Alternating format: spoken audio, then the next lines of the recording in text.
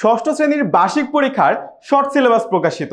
ষষ্ঠ শ্রেণীতে ডিজিটাল প্রযুক্তিতে বার্ষিক পরীক্ষায় কোন কোন অধ্যায় থাকছে, মানবন্টন এবং প্রশ্ন কাঠামো কেমন হবে তা থাকছে এই ভিডিও জুড়ে। তাই শুরু থেকে শেষ পর্যন্ত আমার সাথে থাকো। প্রিয় শিক্ষার্থীরা, ষষ্ঠ শ্রেণীতে আমরা চলো প্রথমেই দেখে নিই কোন কোন শিখন অভিজ্ঞতা রয়েছে আমাদের বার্ষিক পরীক্ষার শর্ট সিলেবাসে। আমরা দেখতে পাচ্ছি আমাদের বিদ্যালয়ের পত্রিকা তথ্য ঝুঁকি মোকাবেলায় মানববন্ধন, বন্ধুর সাথে ভ্রমণ পরিকল্পনা এবং শিখনের জন্য নেটওয়ার্কিং, টোটাল 4টি শিখন অভিজ্ঞতা রয়েছে এবং শিখন অভিজ্ঞতাগুলোর নাম্বার হচ্ছে 3, 4, 5 আর 6, যেগুলো আসলে ইতিমধ্যেই কিন্তু আমরা আমাদের অনলাইন ব্যাচে তোমাদেরকে পড়িয়ে ফেলেছি। তারপর এবার যদি আমরা দেখি যে আসলে আমাদের নাম্বার ডিস্ট্রিবিউশনটা কিভাবে হবে।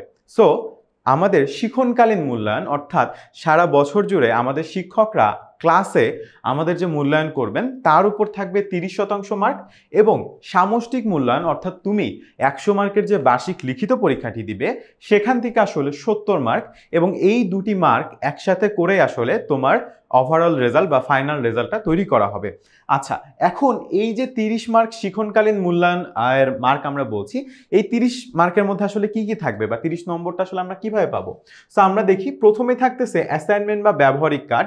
এখানে দেখো বলে দিয়েছে যে আদান প্রদানের ক্ষেত্রে ঝুঁকিতে পড়েছেন এমন 2 জন ব্যক্তির সাক্ষাৎকার গ্রহণ করে তাদের অভিজ্ঞতার বিষয়ে একটি প্রতিবেদন তৈরি।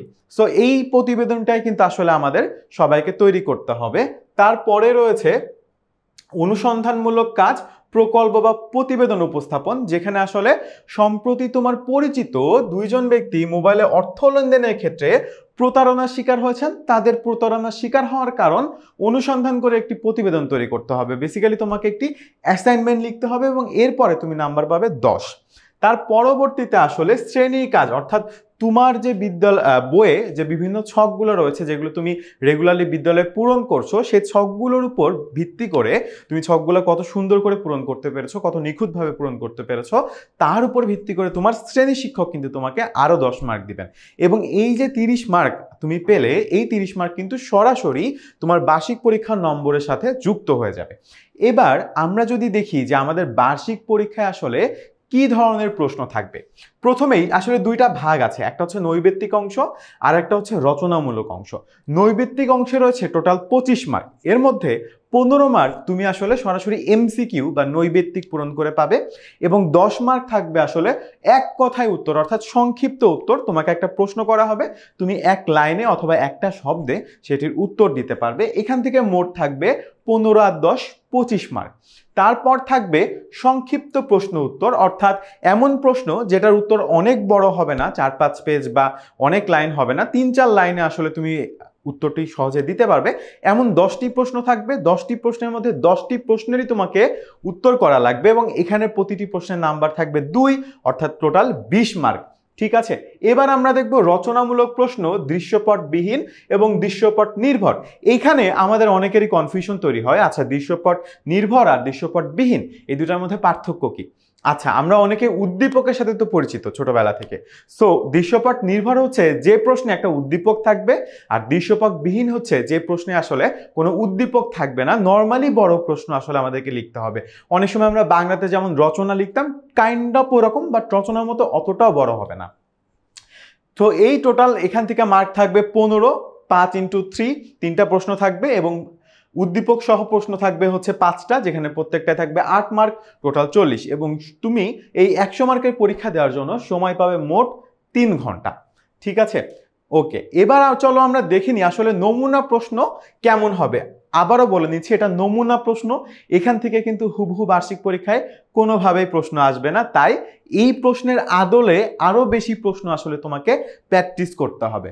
ঠিক আছে, সো আমরা প্রথমেই দেখি আমাদের প্রথমে একটা প্রশ্ন হচ্ছে রাউটার থেকে পাঠানো ঠিকানা প্রথমে দেখে সার্ভার, মোবাইল ফোন, ইমেল কোনোটিই নয়। আচ্ছা, তোমরা কি এই প্রশ্নটির উত্তর দিতে পারবে?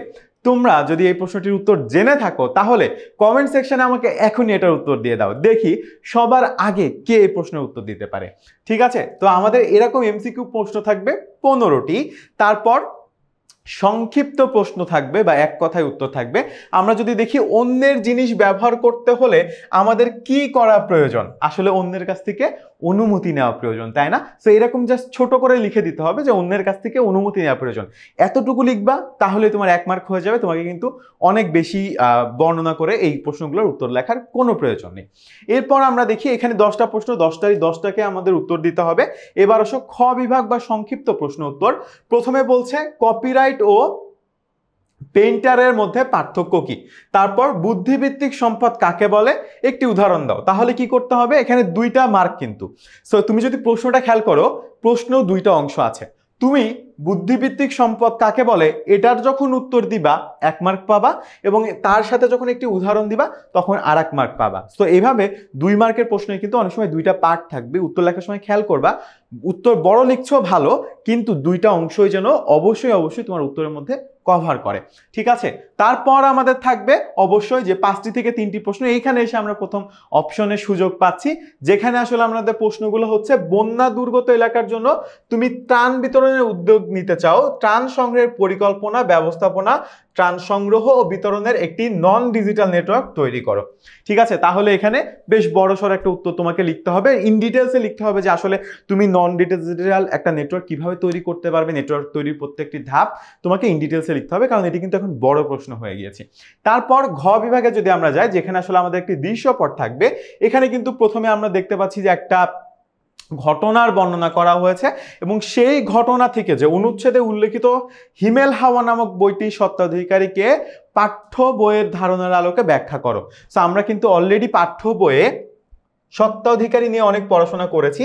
সো আমরা পাঠ্য বই থেকে যে ধারণা পেয়েছি তার সাথে আমরা এখানে যে গল্পটি পড়ব সেটার সামঞ্জস্য রেখে কিন্তু আসলে আমাদেরকে এই ধরনের প্রশ্নগুলোর উত্তর করতে হবে, এবং এই ধরনের প্রশ্ন থাকবে আমাদের টোটাল 5টি এবং 7টি। এই 7টি থেকে আসলে আমাদের মোট 5টি প্রশ্নের উত্তর দিতে হবে। তোমরা দেখতে পেলে যে এই ধরনের নমুনা প্রশ্ন কিন্তু আসলে আমরা সারা বছর রেগুলারলি অনুশীলন করিনি। এখন প্রশ্ন হলো ভাইয়া, এই অল্প সময়ে আসলে এই ধরনের প্রশ্নে কিভাবে নিজেদেরকে পারদর্শী করব? সেজন্য তোমাদের জন্য আমরা 10 মিনিট স্কুলের পক্ষ থেকে নিয়ে এসেছি নমুনা প্রশ্ন, অর্থাৎ এই ধরনের প্রশ্নের আদলে তুমি যাতে পরীক্ষার আগে প্রস্তুতি নিতে পারো, প্র্যাকটিস করতে পারো বেশি বেশি, সেজন্য অনেক নমুনা প্রশ্ন আমরা বানিয়েছি। এই নমুনা প্রশ্নগুলো পাওয়ার জন্য এবং এই সেম পিডিএফটি পাওয়ার জন্য কমেন্টে থাকা লিঙ্কে এখনই ক্লিক করো।